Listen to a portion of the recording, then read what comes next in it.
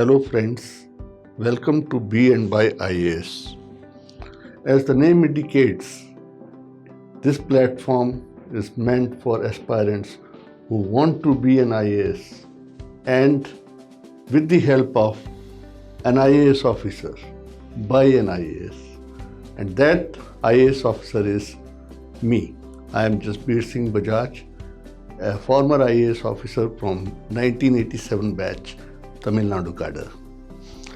Friends, this is a platform created by me for the aspirants who want to be guided, trained and prepared, but not coached by or not taught by not only me, but a panel of civil servants who have succeeded in this very tough examination of India. The pass percentage is less than 1%. But all of us, we have already gone through this process of the civil services examination conducted by the UPSC and have come out successfully. So you will be guided and mentored by the successful people. When civil service is not merely a job, it carries with it lot of responsibilities. And higher you go up the hierarchy in the job, your responsibilities will keep on increasing. Now our vision at Be and By IAS is that you, the aspirants, get guided by us, get prepared by us at Be and By IAS. And our mission is to make you an officer from a student. Civil services have been termed as the steel frame of India's governance by none other than our first Home Minister of Independent India, the Lauh Purush, Sardar Vallabhbhai Patel. He said that if this steel frame is not there, and in particular, he talked about All India service in his address to the Constituent Assembly, that if this service is not there, the whole system will collapse.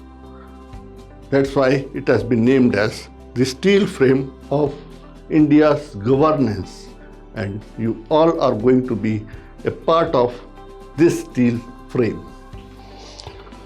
But merely by dreaming to become a civil servant is not going to help us. We cannot cross the water by merely looking at it. So the best way to predict your future is to create it. We can guide you, we can inspire you, but real work has to be done by you people. That is the hard work, the perspiration. As Edison said, genius is 1% inspiration and 99% perspiration. Who is a genius? Is he a topper? No, he's not a topper. If you look at the candidates who come out successfully in this examination, they are not all toppers. They are maybe little above average students, but have worked very hard, dedicated themselves to this task of clearing this examination. And I want all of you to follow this principle. Friends, I'll take you through my own life journey from the day I completed my graduation till the time I got into the civil service. I started my career as a sub-inspector of police in CBI in 1980, and in that competitive examination I got All India Rank 1. That was immediately after my graduation. Unfortunately, the CBI had a policy of not permitting its officers to write the civil services examination. So I felt a lot of mental tension because I was running out of my chances. So I had to resign from CBI just to write the civil services examination because my dream was to become an IAS officer. So after serving there for 5 years, from 1980 to 85, I resigned, and if you see, go through my resignation letter, it clearly mentions the very purpose of my resignation. I wrote the civil services examination in 1986. It was my hard work, my focus, my dedication, which of course helped me in my preparations. At that time, we used to have optionals for both prelims as well as mains. And my optional for the prelims was law. And at that time, in 1986, I didn't have a law degree. So I was not a law graduate, but I had a passion for law and I opted for law. For the mains examination, I opted for public administration and management, and of course the second optional was law. So friends, in my only attempt, I got 89th rank and got the service of my dream, that is the Indian Administrative Service. So I became an IAS officer in 1987. This is the Makkah of all the civil servants. It is the Lal Bahadur Shastri National Academy of Administration at Mussoorie. Friends, it's a very, very important place in the life of any civil servant to cross this gate, and there's a transformation from being a student to an officer. The moment you cross this gate and enter that beautiful academy, your dream is realized. You become an officer. Your life changes. And it is such an emotional moment, not only for the successful candidate, but also for all those who have been associated with him. Be the parents, in case of married persons, the husbands, the wives, or your friends, your peer groups, and above all, it is the guide who has guided you, who has worked hard with you to make you cross this gate, enter the academy as a proud officer. It's a matter of pride for them. So I want all of you, my aspirants, to make me proud of that moment. Now, life at Academy, Mussoorie Academy, is very fascinating. It's very difficult to get such kind of atmosphere, such kind of bonhomie, and working together in any other place. It's a unique place. Your first course starts with the foundational course. The training commences with the foundational course. And in that course, we are trained along with the other civil services officers from our batch. There are seminars, there are classroom lectures, there are discussions, there are physical exercises. You relax with your friends, eat at the officers' mess, and have recreation in the auditorium. Now, the unique feature of this service is that you get an opportunity to interact with the highest dignitaries of the country, the President of India, the Prime Minister. Then, during the course of your service, you call on again the highest dignitaries like President and other dignitaries. Now, then there is a pride moment in your service when you get rewarded for the good work done by you. I was given a shield by none other than the former Honorable Chief Minister of Tamil Nadu for my highest achievement as a district collector. You start your career as a sub-collector or the sub-divisional magistrate. This is a bungalow in Pollachi, the sub-collector's bungalow in Pollachi in Coimbatore district of Tamil Nadu. It's a very memorable place because our first Prime Minister, Pandit Jawaharlal Nehru, had spent some time in this bungalow in 1964, and I happened to be the sub-collector later on in the 90s. Another proud moment is when you become the district collector.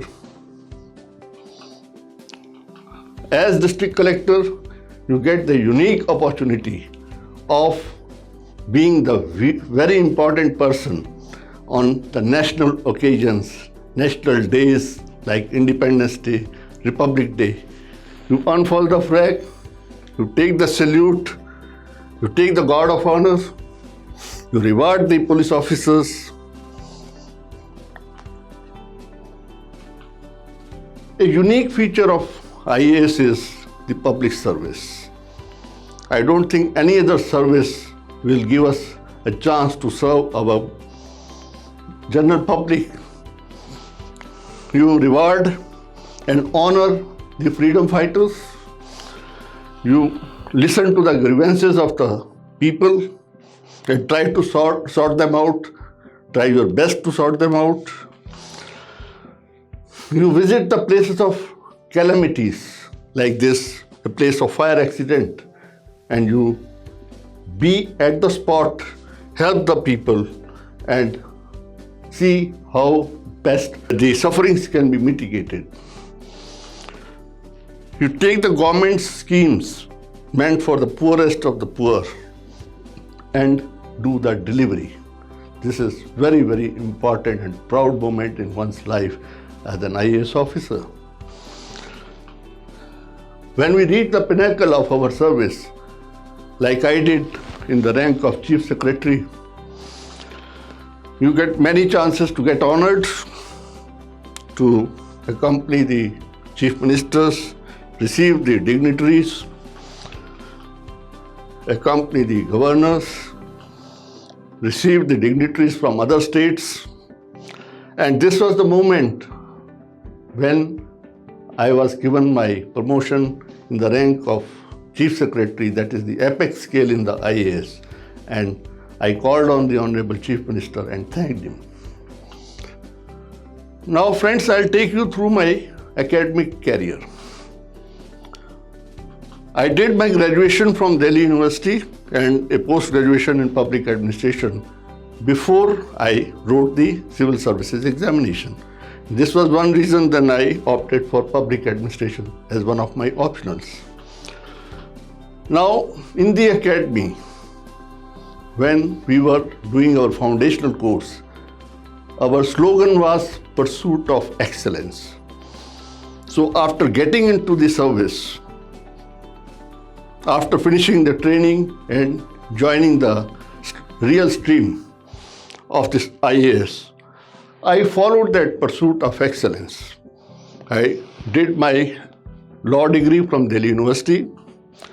I did Master of Business Laws from National Law School, Bangalore, the #1 ranking law school in the country.